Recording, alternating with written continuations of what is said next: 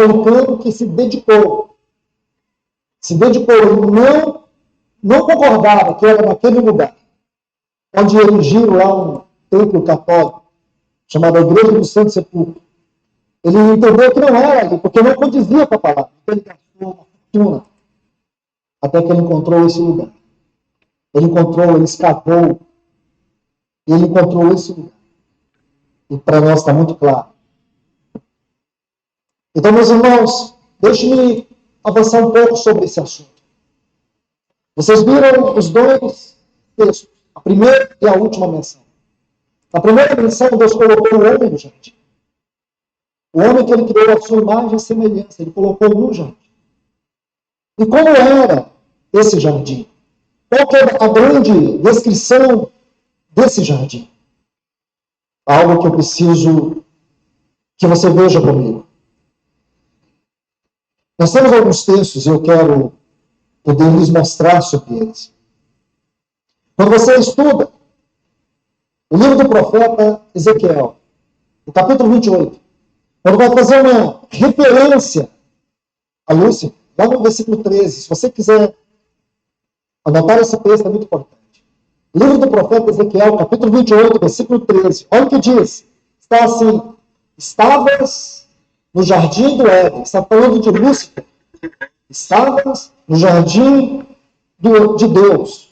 Estavas no Éden. Talvez esteja assim na sua versão. Jardim de Deus. Estavas no Éden. Jardim de Deus. De todas as pedras preciosas te cobria. Do berilo, do diamante, do topázio, ônix, jaspe, a safira, o carbúnculo e a esmeralda, e de ouro, se te fizeram os engastes. Irmãos, eu preciso que vocês guardem esse texto na memória. Porque lá, no último ponto, nós vamos precisar dele. Porque nós vamos entender o jardim de Deus. Então, quando você estuda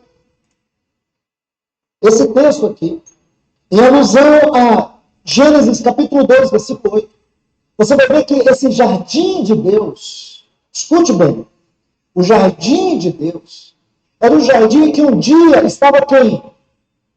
Lúcifer, o anjo de luz.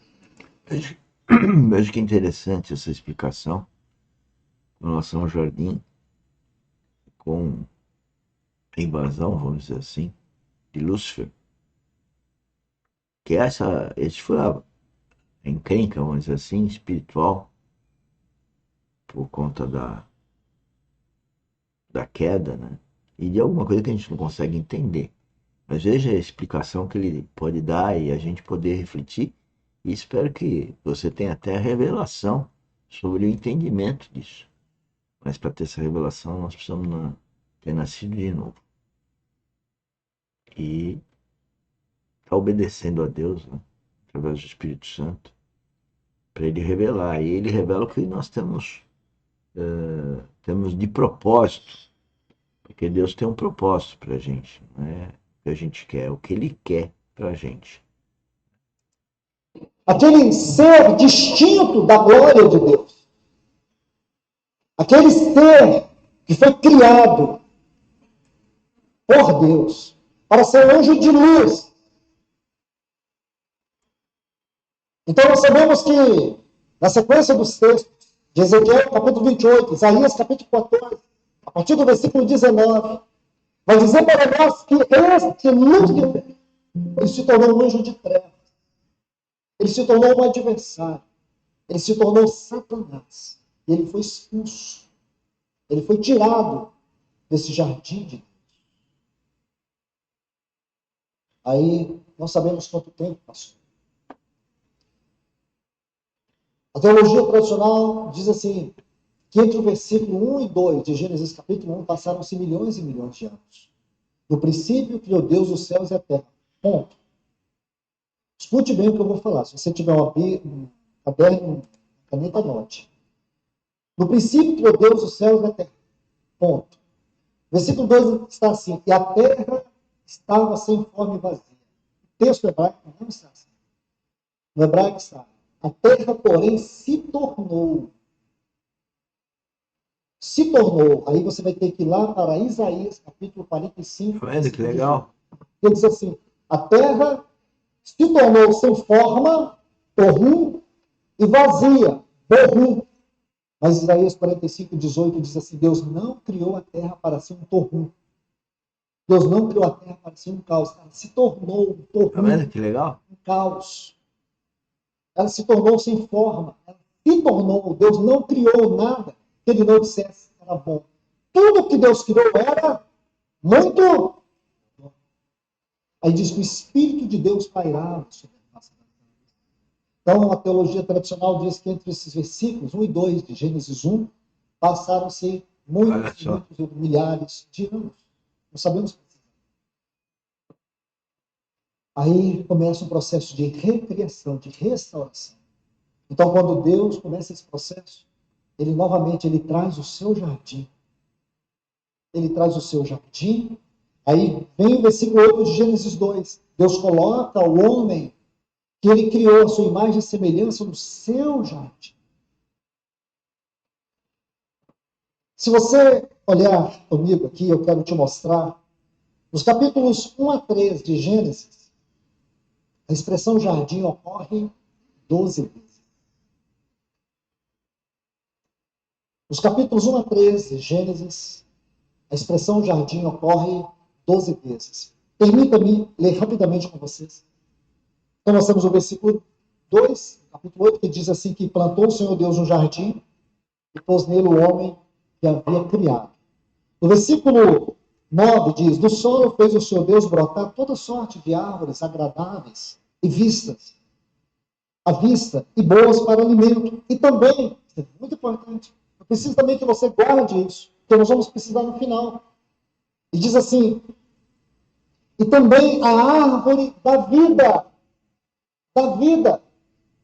no meio do jardim.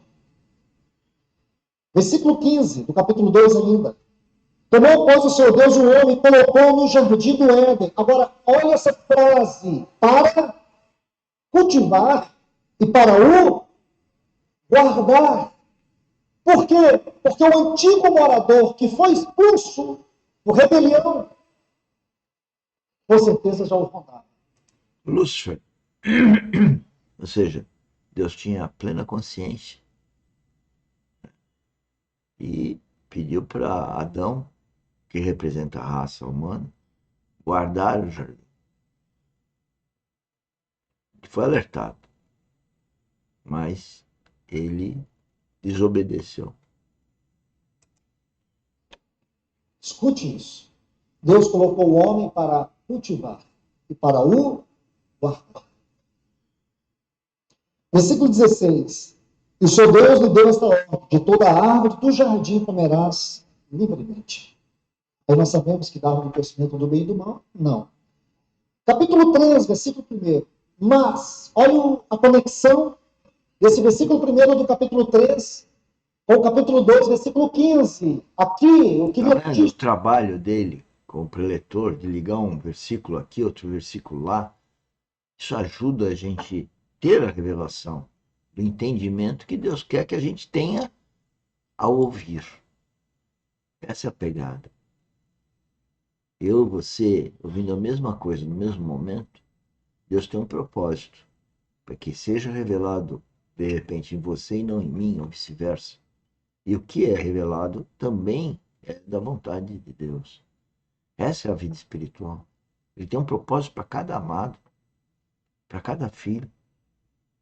E a pessoa, quando tem essa revelação, ela não pode acreditar nos amores do mundo. Eles são secundários. Eles são passageiros. E eles devem ser nutridos a partir do Espírito Santo. Não da nossa vontade, do nosso achismo, mas a partir da vontade de Deus. Esse é o ponto. E sugerir, coloque na sua Bíblia aí. Está vendo o capítulo 2, versículo 15? Coloque do lado aí. Capítulo 3, versículo 1. Que você vai sempre fazer essa conexão. Por quê?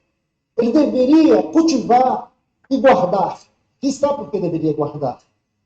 Mas a serpente, mais sagaz que todos os animais selváticos que o Senhor Deus tinha feito, disse à mulher: É assim que Deus disse: não comereis de toda a árvore do jardim. Respondeu a mulher: